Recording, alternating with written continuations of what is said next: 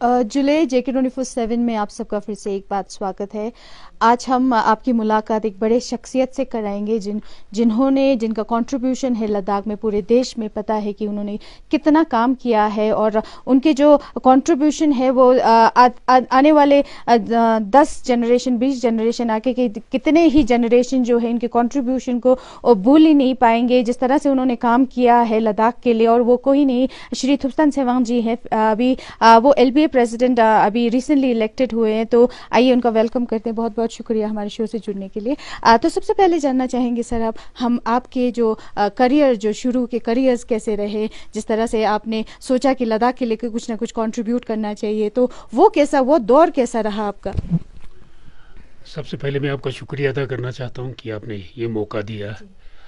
Gulistan news channel के सभी देखने वालों से मेरे एक्सपीरियंस के बारे में शेयर करने का। जैसा आपको मालूम होगा शायद, मैं शेगांव के लोनपा फैमिली में मेरा जन्म हुआ था 1947 में, और मेरा प्राथमिक शिक्षा जो है, प्राइमरी एजुकेशन है, मेरा प्राइमरी स्कूल गवर्नमेंट स्कूल शे में ही हुआ था। उसके बाद मेरे मामा जी परम आदरणीय कुशोक बकुला जी, उन्होंने मुझे फर्दर एजुकेशन के लिए उन्होंने अपने साथ मुझे श्रीनगर, जबकि वो मिनिस्टर के तौर पे वहाँ पर काम कर रहे थे, तो मुझे उनके साथ वहाँ जाने का मौका मिला। और श्रीनगर में पहले रेनावारी DAV स्कूल में कुछ अरसे तक मैंने पढ़ाई की। उसके बाद टेंडल बिस्को मेमोरियल श्रीनगर में मेरी पढ़ाई हुई, और साथ ही साथ जम्मू में मॉडल एकेडमी में मेरा हुआ था। तकरीबन 8वीं जमात पास करने के बाद लद्दाख से हिज होलिनेस कुशोक बकुला रिम्पोछे ने लद्दाख से चुने हुए कुछ स्टूडेंट्स को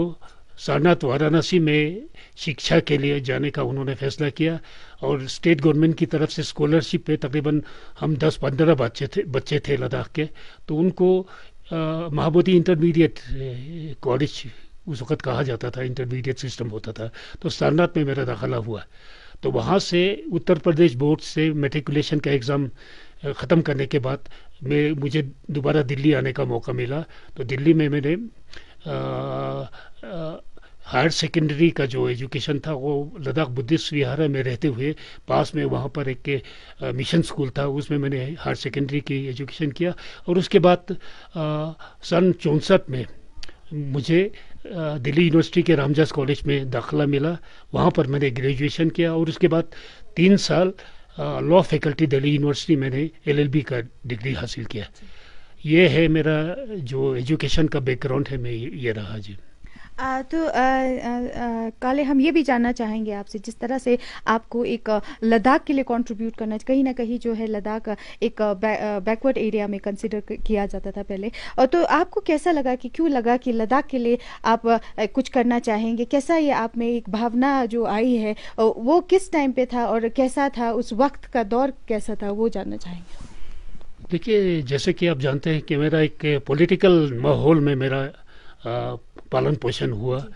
तो बकुला रिम्पोछे जी के साथ रहते हुए पूरा उनके जो काम करने का शैली है, वो जिस तरह के काम लद्दाख के बारे में सियासी तौर पे, सामाजिक तौर पे और धार्मिक मजहबी तौर पे जो उनका वहाँ पर कार्यशैली था, उससे जुड़ने का मुझे बचपन से ही मौका मिला। तो लॉ ग्रेजुएशन करने के बाद मैंने जम्मू में एक वरिष्ठ वहाँ के वकील थे RP सेठी, जो बाद में सुप्रीम कोर्ट के जज भी बने, तो उनकी क़यादत में मैंने प्रैक्टिस थोड़ा शुरू किया। लेकिन उसके बाद फिर मुझे लद्दाख आना पड़ा, छुट्टी में आना पड़ा। तो उस दौरान लद्दाख में कुछ माहौल इस तरह का बन गया था कि कश्मीर के साथ रहते हुए लद्दाख के साथ जो नज़रअंदाज किया जा रहा था, लद्दाख को जो हकूक़ मिलना चाहिए था वो नहीं मिल रहा था। तो उसके लेके यहाँ पर मैंने देखा माहौल ऐसा था कि कश्मीर के ख़िलाफ़, जैसे कि उससे पहले भी जब मैं पढ़ रहा था उस वक़्त भी बीच बीच में आंदोलन होता रहा कश्मीर के साथ जुड़े रहने में। लद्दाख के लोगों को जो उनका भविष्य है वो उज्जवल नहीं होगा, इसको लेके लद्दाख को कश्मीर से अलग किए जाने की बात चल रहा था। तो उस दौरान जब मैं लद्दाख में आना हुआ, तो मीर कासिम उस वक्त रियासत के चीफ मिनिस्टर थे, उनका लद्दाख दौरे का एक प्रोग्राम बना था। तो उसमें हम कुछ साथियों ने, जिसमें प्रोमिनेंट वेनरेबल लामा लोब्जांग जी थे, उसके बाद हमारे सिरिंग सम्फिल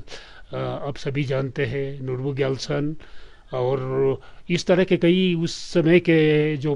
पॉलिटिक्स में एक्टिव थे, सोशल वर्क में एक्टिव थे, उनके साथ जुड़ के हम लोगों ने लद्दाख को कश्मीर से अलग करने के मुद्दे को लेकर हमने प्रोटेस्ट ऑर्गेनाइज किया है। खलसी लेके ले तक हर गांव में हमने काला झंडा दिखाकर Mir Qasim go back, we want central administration करके एक कमेटी की तश्कील दी, जिसका चेयरमैन मुझे बनाया गया था। तो उसमें मैं शामिल हुआ और उस वक़्त काफ़ी सियासी माहौल गर्म हो गया था। तो नियमों पे वाक़ा पर काफ़ी वहाँ पर पुलिस की तरफ से ज़्यादती की गई थी। तो उसी सिलसिले में मुझे गिरफ़्तार भी किया गया और मुझे उस वक़्त यहाँ पर पुलिस लाइंस में जेल में तकरीबन 20-25 दिन मुझे जेल में रखा गया। उसके बाद कानूनी तौर पर मैंने लेने पर मैं जेल से रिहा हुआ। तो तब से लेके मेरा एक तरह से राजनीतिक एक पॉलिटिकल एक्टिविस्ट के तौर पे लद्दाख को अपना हकूक़ दिलाने के काम में तब से मैं लगा रहा। उस दौरान बीच में मुझे हमारे स्वर्गीय सोलम नुरबू साहब,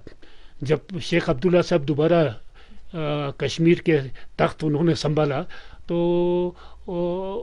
सोलम नुरबू जी को लद्दाख की तरफ से नुमाइंदगी के तौर पे काउंसिल ऑफ मिनिस्टर में शामिल किया गया। तो मुझे नुरबू साहब के साथ काम करने का शरफ हासिल हुआ, उनके पब्लिक रिलेशन ऑफिसर के तौर पे। तो तकरीबन 2-3 अरसा मैं नुरबू साहब के साथ फिर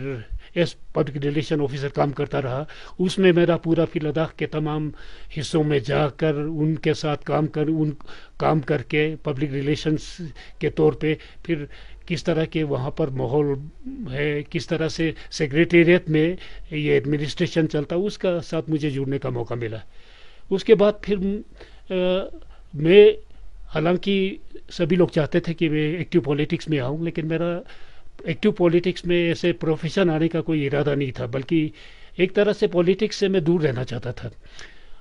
तो फिर उसके चलते मैंने फिर पब्लिक सर्विस कमीशन का एग्जामिनेशन दिया और उसमें कामयाब होने के बाद मुझे ऑल इंडिया रेडियो में प्रोग्राम एग्जीक्यूटिव के तौर पे मेरी तैनाती हुई। तो शुरू में मेरा जम्मू में तैनाती हुआ, उसके बाद लद्दाख में हुआ, उसके बाद कुछ अरसे के लिए मैं दिल्ली में भी, आकाशवाणी दिल्ली में स्पोर्ट्स चैनल के इंचार्ज के तौर पे प्रोग्राम एग्जीक्यूटिव काम करता रहा। उस समय मुझे ये महसूस हुआ कि एक ऑल इंडिया रेडियो के साथ जुड़े रहने से मेरा एक तो लद्दाख के साथ कोई यहाँ पर शरीक नहीं हो पाऊँगा, लद्दाख के लोगों के साथ उनके दुख दर्द में शामिल नहीं हो पाऊँगा, और वैसे भी मेरी तैनाती जब बाहर हुई मैंने महसूस किया मुझे लद्दाख में रहना चाहिए। तो मैंने उस ओहदे से रिज़ाइन दे के फिर मैंने लद्दाख इकोलॉजिकल डेवलपमेंट ग्रुप में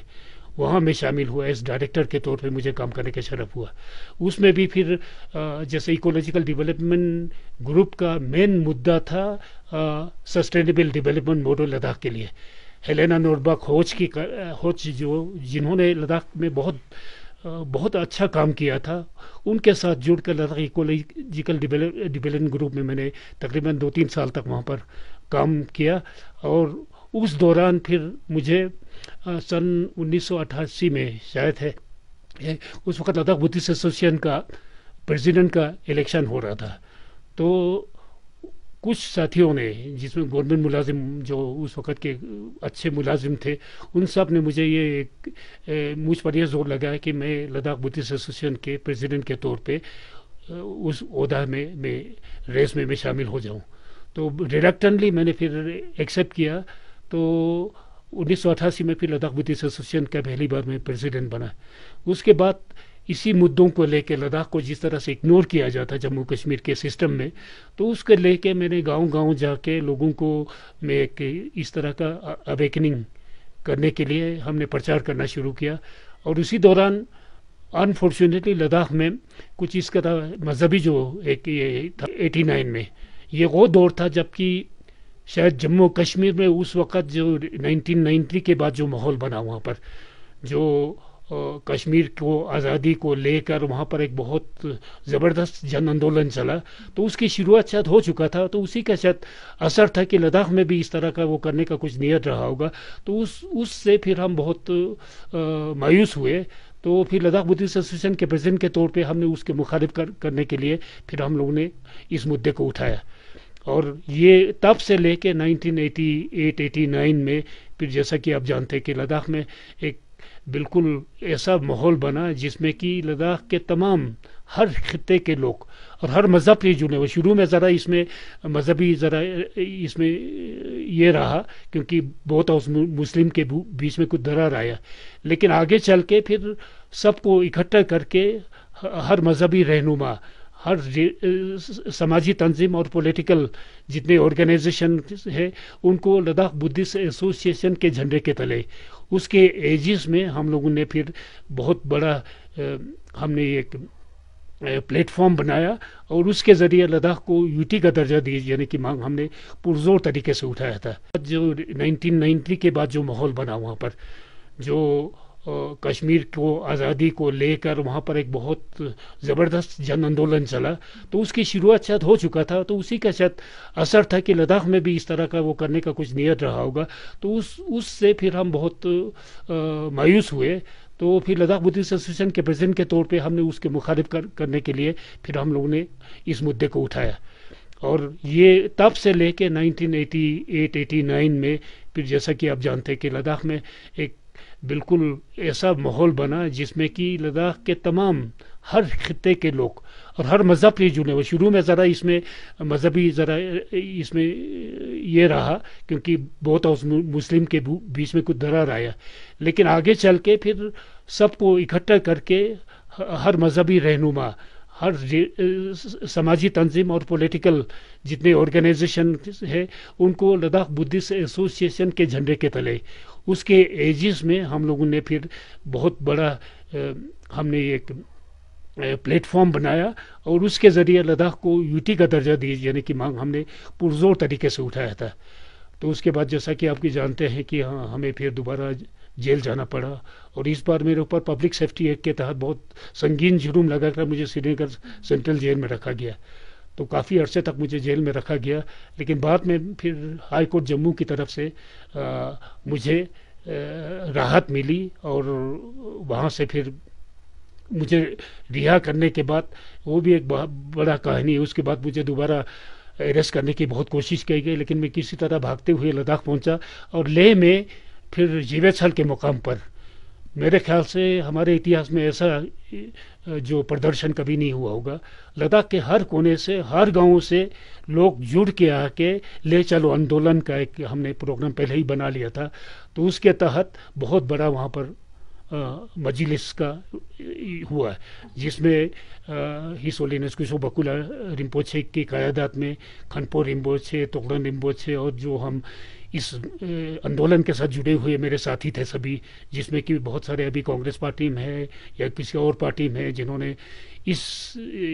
पूरे संघर्ष में हमारे साथ कंधे से कंधा मिलाकर काम किया। तो एक बहुत बड़ा वहाँ पर जलसा हुआ और उसी के नतीजे के तौर पे फिर शायद हुकूमत हिंद और जम्मू कश्मीर को जो हुकूमत है उन्होंने महसूस किया शायद लद्दाख को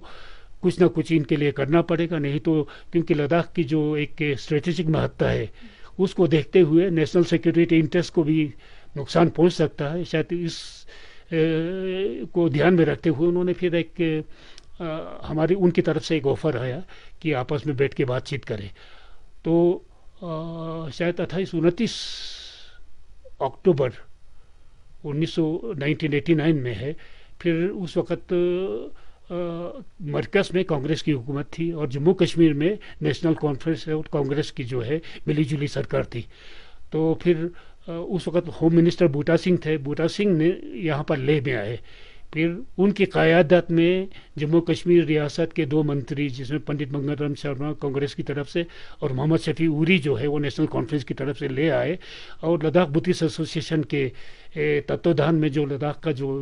उस वक़्त एकत्रित एक हमारा ये था ढांचा था, प्लेटफॉर्म था, उनके साथ एक मुआहदा हुआ। उस मुआहदे के तहत उन्होंने फिर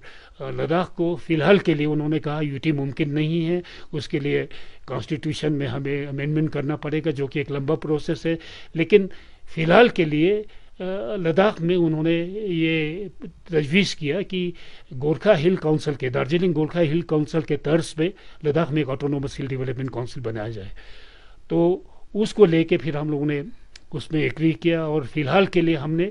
जो हमारा संघर्ष था उसको मुलतवी करके हमने उसको बिल्कुल ख़त्म नहीं किया, मुलतवी करके फिर हम लोगों ने सरकार के साथ बैठ के बातचीत का एक दौर शुरू हुआ, 89 में शुरू हुआ, लेकिन इसका कल्मिनेशन जो है 1995 में ही हो पाया, क्योंकि उस दौरान फिर मरकज़ में कई सरकारें आई, कई सरकारें गई। उस दौर एक सियासी तौर पे एक बहुत उस वक़्त संघर्षपूर्ण दौर था। तो उस वजह से ये जो हमारा ऑटोनोमस काउंसिल की स्थापना की जो बात थी वो हो नहीं पाया। जब नरसिम्हा राव जी फिर दोबारा प्राइम मिनिस्टर बन के आए तो उन्होंने उस दौरान फिर इस मुद्दे पर डिटेल में चर्चा हुआ, जिसमें कि लद्दाख के नुमाइंदे और रियासती सरकार और मरकज़ी सरकार के जो रिप्रेजेंटेटिव थे उनके बीच लंबे दौर की बातचीत के बाद जो लद्दाख ऑटोनोमस हिल काउंसिल जो अभी कायम हुआ है, तो वो ढांचा हमने उसको कबूल किया और उस पर अमल शुरू हो गया। ये मेरा जो इस दौरान जो सियासी तौर पे कही या सामाजिक तौर पे कही एज एन एक्टिविस्ट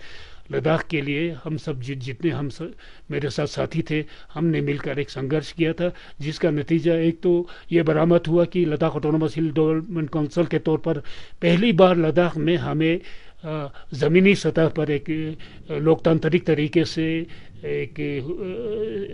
एडमिनिस्ट्रेशन चलाने का, उसमें हमारी शमूलियत उसको यकीनी बनाया गया। और जैसा कि जानते हैं लद्दाख ऑटोनोमस हिल डेवलपमेंट काउंसिल को काफ़ी पावर दिया गया, लेकिन कानून बनाने का हक नहीं दिया गया था। तो ये शॉर्ट कमिंग्स हमें मालूम था कि इसके चलते आगे मुश्किल हो सकती है, लेकिन उस वक़्त की हालात को देखते हुए, क्योंकि 1995 के बाद आपको मालूम है 1996 में फिर जम्मू कश्मीर में लंबे दौर के जो टेररिज्म का ये दौर चला, उसके बाद 1996 में फिर दोबारा इलेक्शन हुआ और असेंबली फिर से कायम हुआ वहाँ पर। तो ये जो लद्दाख ऑटोनोमस हिल काउंसिल बना या उस दौरान हमें शेड्यूल ट्राइब का दर्जा भी मिला, तो इसलिए मुमकिन हुआ क्योंकि कश्मीर में गवर्नर्स रूल था। गवर्नर्स रूल के दौरान, प्रेसिडेंशियल रूल के दौरान मरकज़ी सरकार ने जम्मू और कश्मीर के कानून बनाने का जो हक हासिल था उसको लेकर एक तो पहली बार तो हमें शेड्यूल ट्राइब का दर्जा मिला, उसके बाद ऑटोनोमस हिल डेवलपमेंट काउंसिल जो तश्कील दी गई उसके तहत मिला। तो उसके लिए हमें कुछ कंप्रोमाइज़ करना पड़ा, हालांकि हमें मालूम था कि इसमें पूरी तरह से एम्पावर नहीं हुआ और बहुत कुछ करने की ज़रूरत है। तो उस सरकार के एश्योरेंस पे कि आने वाले वक्त में इस एक्ट को तरमीम करके इसमें अमेंडमेंट ला के और ज़्यादा एम्पावर करेंगे, तो हम लोगों ने उसको कबूल किया। और उसके बाद से फिर ऑटोनोमस हिल डेवलपमेंट काउंसिल में पहला जब इलेक्शन हुआ तो उसमें मुझे chairman cum chief executive council के तौर पर मुझे काम करने का शर्फ हासिल हुआ। हालांकि मैं खुद नहीं आना चाहता था, मैंने बाकी अपने साथियों को ये कहा था उस वक़्त भी कि मैं LBA में रह के लद्दाख की सोसाइटी की खिदमत करूँगा। पॉलिटिकल मुझे कोई एम्बिशन नहीं है, मैं पॉलिटिक्स से दूर रह के शायद लद्दाख के लोगों को ज़्यादा सेवा कर सकूँगा, लेकिन सबके पुरजोर जोर देने पर फिर मुझे ये पहली बार एक्टिव पॉलिटिक्स में आके ये पोजीशन इस पे रहने का मुझे मौका मिला। और तकरीबन 2 टर्म मैंने लद्दाख ऑटोनोमस हिल डेवलपमेंट काउंसिल में चेयरमैन चीफ एग्जीक्यूटिव काउंसिलर के तौर पे काम किया। उसके बाद मुझे पार्लियामेंट में जाने का शरफ हासिल हुआ, क्योंकि 2004 में जब पार्लियामेंट का इलेक्शन हो रहा था तो मैं उस वक़्त एक बहुत और सियासी तब्दीली लद्दाख में ये आया था कि जो कमियां हमें दरपेश हुई लद्दाख ऑटोनोमस हिल डेवलपमेंट काउंसिल को बनने के बाद, तो उससे हम नाखुश थे। तो लद्दाख में हम लोगों ने एक बार फिर एक नए सियासी दौर का शुरुआत किया, जिसमें कि हमने सब पार्टियों को डिसबैंड करके लद्दाख यूनियन टेरिटरी फ्रंट के नाम से एक प्लेटफॉर्म बनाया था। तो उसमें फिर हम लोग यूनियन टेरिटरी फ्रंट के लिए लगातार हम कोशिश करते रहे। तो उस दौरान 2004 की जब पार्लियामेंट में इलेक्शन हुआ तो मैं लद्दाख यूनियन टेरिटरी फ्रंट के उम्मीदवार के तौर पे मैंने कंटेस्ट किया और मुझे भारी बहुमत से तकरीबन 52% वोट मुझे लेह करगिल हर जगह से हासिल हुआ और मैं पहली बार पार्लियामेंट में जाना हुआ। तो उसके बाद दोबारा फिर 2014 के इलेक्शन में मुझे दोबारा मेंबर पार्लियामेंट का ओहदा लोगों की तरफ से मुझे ये मिला। तो ये है मेरा ब्रीफ में जो सियासी जी, जिस तरह से आपने जिस तरह से कंट्रीब्यूशन का आपने बताया, तो लोग भी इस चीज़ से वाकिफ़ है, जिस तरह से आपने अपनी जान की परवाह ना करते हुए जिस तरह से लद्दाख के लिए काम किया। तो वही एक सवाल हम ये भी पूछना चाहेंगे, जब आप LUTF आपने रिज़ाइन दिया तो उसके बाद जो है BJP में आपने इंट्रोड्यूस किया पार्टी को, तो उसके बाद जो है आप BJP से भी आपने रेजिग्नेशन लिया, तो फिर एक एपेक्स बॉडी फॉर्म करने का क्या उसमें ज़रूरत पड़ गई? देखिए, Ladakh union territory front Ladakh में एक बहुत ही मजबूत और बहुत ही पावरफुल हमारा ऑर्गेनाइजेशन बना था। अनफॉर्चुनेटली मेरे कुछ साथी जो कि हमेशा मेरे साथ संघर्ष में, पूरे संघर्ष में शामिल थे, उन्होंने फिर लद्दाख यूनियन टेरिटरी फ्रंट को छोड़कर कांग्रेस को दोबारा रिवाइव करने का फैसला किया। हम इस हक में नहीं थे, तो हमने उसको नहीं कबूला और हमने यूनियन टेरिटरी फ्रंट का जो प्लेटफॉर्म था उसको जारी रखा। लेकिन वक्त बीतते हुए हमें ये महसूस हुआ, बहुत सारी उसके बाद सियासी चेंजेस आया, तो हमने ये महसूस किया अगर यूनियन टेरिटरी का दर्जा हमें हासिल करना है तो हमें नेशनल लेवल पर किसी पार्टी के साथ हमें शमूलियत ज़रूरी है, क्योंकि जब तक ऊपर से नेशनल लेवल का हमें सपोर्ट ना हो तब तक ये बहुत ही मुश्किल, ये सपना पूरा होना बहुत ही मुश्किल पाया। तो सन 2010 में हमने यूनियन टेरिटरी फ्रंट को तोड़कर फिर हम लोगों ने भारतीय जनता पार्टी का में शामिल होने का फैसला किया। और ये फैसला इसलिए किया क्योंकि हम जानते थे कि अगर जम्मू कश्मीर से दफ़ा 370 हटाने की बात हो या 300 जैसे 35 से है उसके हटाने की बात हो, ये कोई पार्टी नेशनल लेवल पर इस बारे में पॉलिसी, तो हमने काफ़ी चर्चा किया, आपस में हमने बहुत चर्चा किया कि किस पार्टी के साथ हमें जुड़ना चाहिए। तो हमने ये पाया अगर किसी पार्टी के मैनिफेस्टो में या पॉलिसी में एब्रोगेशन ऑफ आर्टिकल 370, जो कि उसके बगैर लद्दाख को यूटी का दर्जा हासिल नहीं हो सकता था, तो हमने ये पाया कि सिर्फ Bharatiya Janata party national level का एक ऐसा पॉलिटिकल इदारा है जो आर्टिकल 370 को हटाने के हक में है। और शायद जब ये रास्ता खुल जाएगा तो लद्दाख को यूनियन टेरिटरी का दर्जा मिल सकता है। इसको हमने ध्यान में रखते हुए हमने पार्टी ज्वाइन किया। आपको ये याद रखना होगा कि जब 2010 में हमने भारतीय जनता पार्टी में शमूलियत की, उस वक्त भारतीय जनता पार्टी सत्ता से काफ़ी दूर था। वो मरकज़ी तौर पे या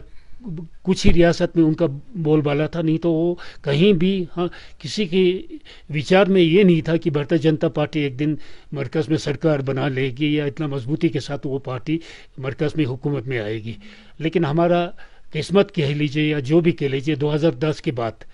पॉलिटिकल एक ऐसा बदलाव पूरे देश भर में आया जिसमें कि नरेंद्र मोदी जी की क़यादत में भारतीय जनता पार्टी को भारी बहुमत से विजय हासिल करके सरकार बनाने का उनको हक मिला, उनको ये मिला। तो शायद उस वक्त हम लोगों ने भारतीय जनता पार्टी को ज्वाइन करने का जिस मकसद से हमने किया था, उसके बाद फिर हमारी उम्मीद और भी बढ़ गया। अब भारतीय जनता पार्टी जबकि मरकज़ में इतनी भारी बहुमत के साथ सत्ता में आया है, तो उनका जो मेन ऑब्जेक्टिव था एब्रोगेशन ऑफ आर्टिकल 370, उस पे अमल होगा और बहुत जल्दी जम्मू कश्मीर से हमको आला खाने का रास्ता जो है वो साफ होगा। लेकिन जैसा कि जानते हैं 2014 में फिर भारतीय जनता पार्टी की टिकट पर मैंने लोकसभा में दोबारा आने का मुझे शर्फ हासिल हुआ। तो तकरीबन 4 साल से ज़्यादा अरसा गुजरने के बाद भी जम्मू कश्मीर और पूरे मरकज़ में जो भारतीय जनता को जो इतनी बड़ी लोगों की बहुमत से सत्ता हासिल हुआ था, हमें ये महसूस हुआ कि वो जो प्राइमरी इनका जो मुद्दा है एब्रोगेशन ऑफ आर्टिकल 370, शायद उसके बारे में कोई ज़्यादा पेशरफ्त नहीं हो पाया। और जिस तरह से रियासत जम्मू कश्मीर में भारतीय जनता पार्टी ने PDP के साथ, जो कि इसके बिल्कुल ख़िलाफ़ है, एब्रोगेशन के ख़िलाफ़ है, तो उनके साथ जब मिली जुली सरकार बनी तो हमें ये साफ हो गया कि शायद अब ये भारतीय जनता पार्टी जो अपनी उस जो मुद्दा है उससे दूर हट रहा है। तो मैंने फिर 2018 में फिर मैंने भारतीय जनता पार्टी से इस्तीफ़ा दिया और मैंने MP के ओहदे से भी मैंने भी इस्तीफ़ा दिया। लेकिन फॉर्चुनेटली जब दोबारा 2019 में इलेक्शन हुआ, उस इलेक्शन में भारतीय जनता पार्टी पहले से भी ज़्यादा मजबूती के साथ फिर बरकस में सरकार में आया, और उसके बाद जो कुछ हुआ आप अच्छी तरह जानते हैं। और हमें खुशी है कि आज लद्दाख को कश्मीर से अलग करके यूनियन टेरिटरी का दर्जा हासिल हुआ है, और हमको ये उम्मीद करते हैं कि आने वाले सालों में लद्दाख का जो जिस लोगों की जिस मंशा के साथ हम लोगों ने लद्दाख को एक तरह से खुद मुख्तारी का ये हमने ये किया था, कोशिश किया था, तो उसका लाभ लोगों को मिलना हासिल होगा, लद्दाख को मिलना हासिल होगा। जिस तरह से हमारा एक लॉन्ग पेंडिंग डिमांड था लद्दाख के लिए यूटी, तो वो यूटी जो है वो हमें मिला है लद्दाख के लिए, हम कश्मीर के उससे अलग हुए हैं। तो उसी बात पे जैसे अभी लोग फिर एक दौर शुरू हो गया जिसमें आप सेफ गार्ड पूछ रहे थे, तो उसमें कभी कहीं ना कहीं क्या हम ये कहें कि यूटी जो है वो एक इमेच्योर डिमांड हमें मिला है, तो उस पर लोगों का अभी बहुत बड़ा इसमें कन्फ्यूजन है, तो उस पर आप क्या कहेंगे? जी, एक बार फिर जब यूटी बनने के बाद 1 साल तक हम लोगों ने ये देखा कि लोगों की जो एस्पायरेशंस के हिसाब से लद्दाख के लिए हम जो कॉन्स्टिट्यूशनल सेफगार्ड चाहते थे वो अभी तक नहीं हासिल हो पा रहा है। और जिस तरह का एडमिनिस्ट्रेटिव सेटअप यूटी लद्दाख में बना उसमें ज़्यादा इसके बारे में कोई दिलचस्पी नहीं आ रहा है। तो फिर एक बार फिर दोबारा लद्दाख के लोगों ने, हम सब ने, काफ़ी लोगों ने आपस में बैठकर चर्चा किया, और फिर हम लोगों ने ये तय पाया है कि महज यूटी हासिल करने के बाद हमारी जो पूरी तरह से जो हम चाहते थे वो हमारा मांग पूरा नहीं होता है। तो हमें यूटी के साथ साथ जिस तरह की 370 और 35A के तहत लद्दाख के लोगों को एक सुरक्षा, संविधानिक सुरक्षा हमें मिला था, तो उसका होना बहुत ज़रूरी हम लोगों ने महसूस किया। तो उसके लेके फिर हमने एक एपेक्स बॉडी, जिसमें हमें जो पूरा मेरे साथ जो पहले संघर्ष में 89 के संघर्ष में लोग मेरे साथ जुड़े हुए थे, उन लीडर के साथ साथ आपस में मशवरा करने के बाद हिस एमिनेंस ठीक से कुशोक रिम्पोछे जी की क़यादत में हम लोग ने एक वेटरन लीडर्स ने एक एपेक्स बॉडी हमने यहाँ पर बनाया, जो कि लद्दाख को यूटी के साथ साथ 6 शेड्यूल के तहत जिस तरह की संवैधानिक सुरक्षा लद्दाख की जो ज़मीन को लेके है, लद्दाख की इन्वायरमेंट को लेके है, कल्चर और ट्रेडिशन को लेके है, और बहुत सारे ऐसे मुद्दे हैं जिसमें लद्दाख को इस तरह का संवैधानिक सुरक्षा होना इसलिए ज़रूरी होता है क्योंकि लद्दाख जो है एक बहुत स्ट्रेटेजिकली बहुत इम्पोर्टेंट इलाका है, और लद्दाख की 97% पॉपुलेशन शेड्यूल ट्राइब होने के नाते हम लोगों ने ये महसूस किया, जो एक भारत के संविधान में 6 शेड्यूल के तौर पर ट्राइबल कैरेक्टरिस्टिक को कायम रखने के लिए, और उनकी जो कल्चर है, ज़ुबान है, ज़मीन के यूज़ ऑफ लैंड है, ट्रेड एंड कॉमर्स है, इन्वायरमेंट है, उनकी सुरक्षा के लिए जो प्रावधान 6 शेड्यूल में है वो लद्दाख को मिलना बहुत ज़रूरी है। इसको लेके फिर हम लोग ने Ladakh people's movement for 6 constitutional safeguard under 6 schedule of Indian constitution करके हम लोगों ने मुहिम चलाया, और जिसके नतीजे के तौर पे आप जानते हैं कि हम लोगों ने काफ़ी फिर एक बार फिर लद्दाख के लोगों को इकट्ठा करके इस मुद्दे को उठाने के लिए हमने एक मुहिम चलाया, और उसके नतीजे के तौर पर जब लद्दाख ऑटोनोमस हिल डेवलपमेंट काउंसिल के 6ठी जो काउंसिल है उसको तश्कील देने के लिए जो चुनाव होने वाला था, उस चुनाव को हमने बॉयकॉट करने का फैसला किया था, और उसके नतीजे के तौर पर केंद्र सरकार ने, विशेष तौर से जो हमारे गृह मंत्री श्री अमित शाह जी ने, फिर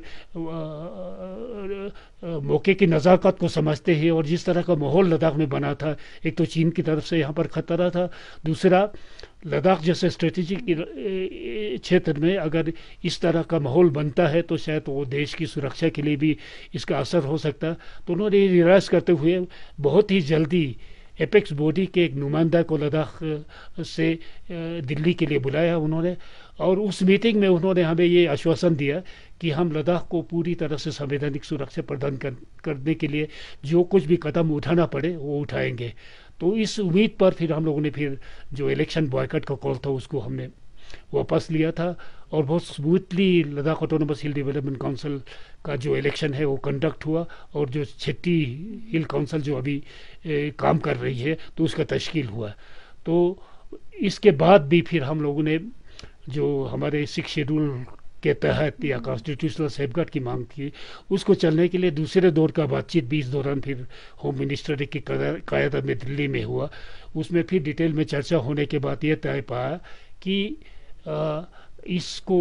तय पाए तकमील तक पहुंचाने के लिए एक कमेटी की तश्कील दी गई, जिसमें minister of state for home Shri Krishna Reddy ji की क़यादत में एक कमेटी बनी, और उस कमेटी में हमने तकरीबन 17 नुमाइंदों पर मुश्तमिल लद्दाख की तरफ से एक एपेक्स बॉडी की तरफ से एक हमने पैनल उनको सजेस्ट किया, और जिसमें सरकार की तरफ से वो होम मिनिस्टर के ऑफिशियल होंगे, जिसमें यूनियन टेरिटरी एडमिनिस्ट्रेशन के नुमाइंदे भी होंगे, और डिस्ट्रिक्ट एडमिनिस्ट्रेशन लेह और करगिल के नुमाइंदा भी होंगे, और साथ ही साथ लद्दाख ऑटोनोमस हिल काउंसिल लेह करगिल के जो चेयरमैन है उसके साथ और उनके रिप्रेजेंटेटिव उस कमेटी में शामिल होंगे। तो हम अब तीसरे दौर की बातचीत के लिए हम इंतज़ार में हैं, और इस दौरान एपेक्स बॉडी की तरफ से हम लोगों ने एक वकील टीम ऑफ वकील एडवोकेट्स हमने दिल्ली में उनको बनाया, और जो ड्राफ्ट हम चाहते थे इस 6 शेड्यूल के तहत किस तरह का सुरक्षा हमें मिले, तो उसके लिए एक ड्राफ्ट प्रपोजल हम बना रहे हैं। वो तकरीबन अभी ड्राफ्ट प्रपोजल बन चुका है। अब हम उम्मीद करते हैं कि बहुत ही जल्दी होम मिनिस्ट्री की तरफ से हमें दावत मिलेगा और आगे की बातचीत का सिलसिला शुरू होगा। और होम मिनिस्टर साहब ने जैसे हमें एश्योरेंस दिया है कि शायद 2 महीने के अंदर उन्होंने कहा है कि 2 महीने के अंदर हम इसको पाए तकमील तक पहुंचाएंगे, उन्होंने ऐसा आश्वासन दिया है। तो हम उम्मीद करते हैं कि बहुत जल्दी बातचीत का दौर दोबारा शामिल होगा और हमारी ये मांग पूरी होगी। जी, जिस तरह से मेन ऑब्जेक्टिव जो है एपेक्स बॉडी का 6 शेड्यूल था, जिसे आप होम मिनिस्ट्री से वहाँ मिलने गए, तो उन्होंने एक कॉन्स्टिट्यूशनल सेफगार्ड की बात की, तो कहीं ना कहीं मानना ये भी है लोगों का कि आप मुद्दे से थोड़ा भटक गए हैं, तो उस पर क्या कहेंगे? देखिए, ज़रूर ये लगा हमें, जो बातचीत का दौर अब तक चल रहा था उसमें हमें ये महसूस हुआ कि सरकार को 6 शेड्यूल के नाम पर इस तरह का सुरक्षा देने में कुछ उनको दिक्कत है, और शायद कुछ जायज़ दिक्कत भी हो सकती है उनकी। तो हम लोगों ने 6 शेड्यूल का मुद्दा छोड़ा नहीं, उससे हम भटक नहीं रहे हैं, उसको छोड़ा नहीं, 6 शेड्यूल को भी रखा है। लेकिन साथ ही साथ हमने ये ऑप्शन भी हम देख रहे हैं कि जैसा कि होम मिनिस्टर ने खुद हमें ये कहा कि जो 6 शेड्यूल में जिस तरह के सेफगार्ड हम चाहते हैं वो तो आपको देंगे ही देंगे। उसके अलावा और जो लद्दाख की खास विशेष जो हमारी जोग्राफिया जो क्लाइमेटिक कंडीशन है या हमारी जिस तरह की स्ट्रेटेजिक इंपॉर्टेंस है, उसको देखते हुए और भी सुरक्षा, संविधानिक सुरक्षा चाहिए तो वो भी हम देने के लिए तैयार है। लेकिन हो सकता है 6 शेड्यूल के नाम पे वो ना माने, लेकिन हम तो उस पर जोर देते रहेंगे। तो हमें बाद में तय करना है, जो बातचीत का दौर सिलसिला शुरू होगा उसमें हमें पता लगेगा कि उनकी मंशा क्या है, वो हमें क्या ऑफ़र करना चाहते हो, तो उसको देख के हम फिर दोबारा आपस में बैठ के हम चर्चा कर सकते हैं। अगर हमें ये पूरा ये यकीन हो जाए जो 6 शेड्यूल में जो संवैधानिक सुरक्षा हम चाहते हैं वो मुकम्मल तौर पे हमें मिले, और उसके साथ ही साथ और भी जो हम संवैधानिक सुरक्षा था वो भी मिले, किसी भी कॉन्स्टिट्यूशनल अमेंडमेंट के जरिए अगर वो मिलता है तो 6 शेड्यूल के बराबर ही होगा, उसमें कोई अलग नहीं होगा। सिर्फ उससे फ़र्क इतना है कि 6 शेड्यूल जो है एक एक्सक्लूसिव शेड्यूल ट्राइब के लिए एक सुरक्षा का एक प्रावधान भारतीय कॉन्स्टिट्यूशन में है। लेकिन अगर 6 शेड्यूल नाम से ना होकर अगर वही सारा सुरक्षा प्लस और भी सुरक्षा हमें मिलता है और वो भी कॉन्स्टिट्यूशनल अमेंडमेंट के जरिए कॉन्स्टिट्यूशनल सेफगार्ड मिलता है, तो उसके बारे में भी हमें सोचना होगा। वो हम बाद में डिटेल में चर्चा कर सकते हैं। जी, जिस तरह आप कारगिल की बात करें, वो बिल्कुल भी इस जब एपेक्स बॉडी की बात चल रही थी तो उनका कंट्रीब्यूशन कहीं ना कहीं दिखाई नहीं था। उनका एक अलग से डिमांड है स्टेटहुड का, और जहां यहाँ हम पूरे लद्दाख के लिए 6 शेड्यूल की डिमांड कर रहे हैं, तो उस पर क्या कहे कि कैसा कोऑर्डिनेशन रहेगा लेह और कारगिल का इस बीच में? देखिए, हम अपनी तरफ से पूरी कोशिश की करगिल को साथ लेके चलने के लिए, और इसीलिए हमने जब पहली राउंड का बातचीत जो हुआ उसमें तो सेलेक्टिव सिर्फ हमारे 3 जो हमारे एपेक्स बॉडी के नुमाइंदा था उनको बुलाया गया, और बहुत जल्दी में बुलाया गया, तो करगिल के साथ में मशवरा करने का मौका नहीं मिला। लेकिन जो अगले दौर की बातचीत थी उसमें उस वक्त हमने पहली दौर की बातचीत के दौरान ही होम मिनिस्टर और केंद्रीय गृह मंत्रालय को ये बताया था कि आगे की जो मीटिंग्स होगी उसमें करगिल के नुमाइंदा भी शामिल होना चाहिए, अब उनको भी साथ लाएंगे। और जब दूसरी दूसरी दौर का बातचीत का हमें न्योता मिला तो हमने करगिल के साथ अप्रोच किया। ना सिर्फ अप्रोच किया, हम खुद करगिल गए, पूरा एक एपेक्स बॉडी का टीम करगिल गया और करगिल अलायंस के जो वहाँ पर नुमाइंदा थे उनके साथ डिटेल में हमने बातचीत की। जैसा कि आपने खुद कहा कि करगिल का मुद्दा स्टेटहुड का है, वो चाहते हैं लद्दाख को फुल स्टेटहुड मिले, और उस मुद्दे से वो नीचे आने के लिए तैयार नहीं थे। लेकिन हम चाहते थे कि जो कॉन्स्टिट्यूशनल सेफगार्ड का मुद्दा है वो आगे जारी रहे। तो हम लोग करगिल के लोगों के साथ आपस में बैठ के हमने एक कंप्रोमाइज फार्मूला जैसा किया, जिसमें करगिल के लोगों ने हमें ये आश्वासन दिया कि लद्दाख यूटी और लद्दाख के लोगों के हित में उनके फ़ायदे के लिए कोई भी सरकार की तरफ से निर्णय लिया जाता है, फैसला लिया जाता है, तो उसमें वो दखल नहीं देंगे, उसका अपोज नहीं करेंगे। और साथ ही साथ अगर इस मुद्दे को हासिल करने के लिए हमें जिद्दोजहद करना पड़ा, हमें दोबारा एक इस तरह का आंदोलन चलाना पड़ा, तो करगिल के लोग भी पूरी तरह से शामिल होंगे, हमें साथ देंगे। लेकिन उनका जो मुद्दा स्टेटहुड का था वो उस पर अड़े रहेंगे। तो इसको लेके फिर हम लोगों ने बातचीत की। हालांकि दूसरे दौर की बातचीत में हमने होम मिनिस्टर साहब से भी कहा, उनसे गुजारिश की करगिल के लोगों को बुला लिया जाए। तो उन्होंने कहा करगिल का जो, क्योंकि मुद्दा अलग है, तो वो अलग से उन्होंने शायद कोई नुमाइंदा उस दौरान में करगिल भेजा भी था। तो हम करगिल के लोगों के साथ बातचीत कर रहे हैं, उनके साथ हम अलग से बातचीत करेंगे, ऐसा उन्होंने कहा है। तो मेरे ख्याल से कॉन्स्टिट्यूशनल सेफगार्ड जो भी लद्दाख नुमाइंदे के साथ, लेह के नुमाइंदे के साथ आखिरी नतीजे पर पहुंचने से लद्दाख के फ़ायदे के लिए जिसमें नुकसान ना हो, तो उसमें करगिल के लोगों को एतराज़ नहीं होगा। हाँ, ये दूसरी बात है कि वो अपने स्टेटहुड के मुद्दे पर कायम रहे। और लद्दाख के लोग भी, हम भी चाहते हैं कि लद्दाख को यूटी विद लेजिस्लेचर मिले या स्टेटहुड का दर्जा मिले तो वो और भी अच्छा है। लेकिन अगर उसमें कोई दिक्कत हो, लॉन्ग टर्म तक इसको लटकाए रखने के बजाय हमें इमीडिएट जो हमें चाहिए वो कॉन्स्टिट्यूशनल सेफगार्ड, वो ज़रूरी हो जाता है हमारे लिए। तो उसके लिए हम फिर सरकार के साथ बातचीत करके अगर हमारी तसली बख्श हमें कोई इसका ये हल मिला तो हम उसको कबूल करेंगे। जी, तो रही बात लद्दाख बुद्धिस्ट एसोसिएशन की, हम बात करें, कहीं ना कहीं अफवाह ये भी चल रही थी कि लद्दाख बुद्धिस्ट एसोसिएशन जो है कहीं कमज़ोर पड़ गया बीच में, तो आपका जिससे इलेक्ट होना, या ये बात पे बिल्कुल ही ये मानना नहीं है कि आप जिस तरह आप बताएंगे आपका री इलेक्ट होना प्रेसिडेंट में, उस पर क्या लोगों का एक मैसेज आना चाहिए? देखिए, ये तो लोगों के सामने है। जो लद्दाख बुद्धिस्ट एसोसिएशन बहुत पुराना ऑर्गेनाइजेशन है, आज़ादी से पहले से ये ऑर्गेनाइजेशन चल रहा है और ये लद्दाख बुद्धिस्ट का एपेक्स ऑर्गेनाइजेशन है। तो लद्दाख बुद्धिस्ट एसोसिएशन का रोल है लद्दाख में बुद्धिस्ट जो इंटरेस्ट है उसको सेफगार्ड करना, उसके लिए जिद्दोजहद करना। तो मेरे ख्याल से जब से ये ऑर्गेनाइजेशन बना है तब से जितने भी ओहदेदार यहाँ आए हैं उन्होंने अपनी तरफ से पूरी कोशिश की है इस ऑर्गेनाइजेशन के जो एम्स एंड ऑब्जेक्टिव है उसको हासिल करने में। जिस तरह के भी काम करना पड़े, चलाना पड़े, वो चलाते आ रहे। हो सकता कुछ दौर में थोड़ा बहुत इसमें कमी पेशी रही हो, लेकिन मैं नहीं कहूँगा कि इस दौरान बिल्कुल ये डिफंक्ट हो गया था। ये काफ़ी ऑर्गेनाइजेशन सजीव तौर पर कार्यरत था और अच्छा काम करते रहे हैं। अब मेरे दोबारा यहाँ चुने जाने की जहाँ तक बात है, उसमें शायद जो लद्दाख में जिस तरह का माहौल अभी हम कॉन्स्टिट्यूशनल सेफगार्ड के लिए जिद्दोजहद कर रहे हैं और जिस तरह से यूटी बनने के बाद लद्दाख में जिस तरह का एक सियासी तब्दीली आया हुआ, ये एक बदलता हुआ एक बहुत ये एक माहौल है। तो इसमें शायद महसूस किया है, क्योंकि मेरे एक्सपीरियंस को लेके शायद लोगों ने ये महसूस किया कि अगर लद्दाख बुद्धिस्ट एसोसिएशन के ज़रिए, जो कि लद्दाख के बुद्धिस्ट का एपेक्स ऑर्गेनाइजेशन है, तो उसमें अगर मैं आता हूँ तो शायद इससे हमें कॉन्स्टिट्यूशनल सेफगार्ड की जो जिद्दोजहद है उसमें भी बल मिलेगा। और शायद उन्होंने मेरे से थोड़ा ज़्यादा उम्मीद रखा है, तो मुझे फिर यहाँ पर आना पड़ा। मैं खुद तो इसमें बहुत इंटरेस्ट नहीं रखता था, लेकिन इस माहौल को देखते हुए और लोगों की जो इच्छा है उसको कदर करते हुए फिर मैंने बुद्धिस्ट एसोसिएशन के प्रेसिडेंट के तौर पर ये ओहदा पे रहने का मैंने माना है। जो जिस तरह से आप लद्दाख बुद्धिस्ट एसोसिएशन के प्रेसिडेंट दोबारा इलेक्ट हुए, लोग काफ़ी इस चीज़ से खुश थे, लोग सेलिब्रेट कर रहे थे इस चीज़ के। तो हम आगे जानना चाहेंगे आपका मेन ऑब्जेक्टिव आगे क्या रहेगा?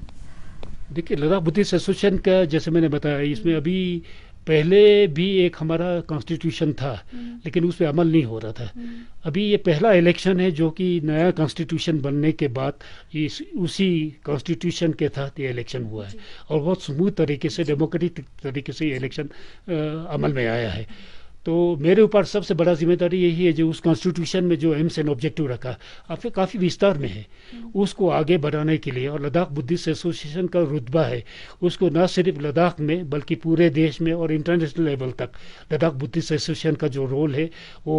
अब लद्दाख बुद्धिस्ट एसोसिएशन को आगे बढ़ाने के लिए, और पूरे दुनिया में जितने भी बुद्धिस्ट कंट्रीज हो और जितने भी बौद्ध मत के रहने वाले हो पूरे ही हमारे देश के अंदर और बाहर से भी, उनके साथ एक तालमेल कायम करके बुद्धिस्ट इंटरेस्ट को बढ़ाने के लिए काम करें।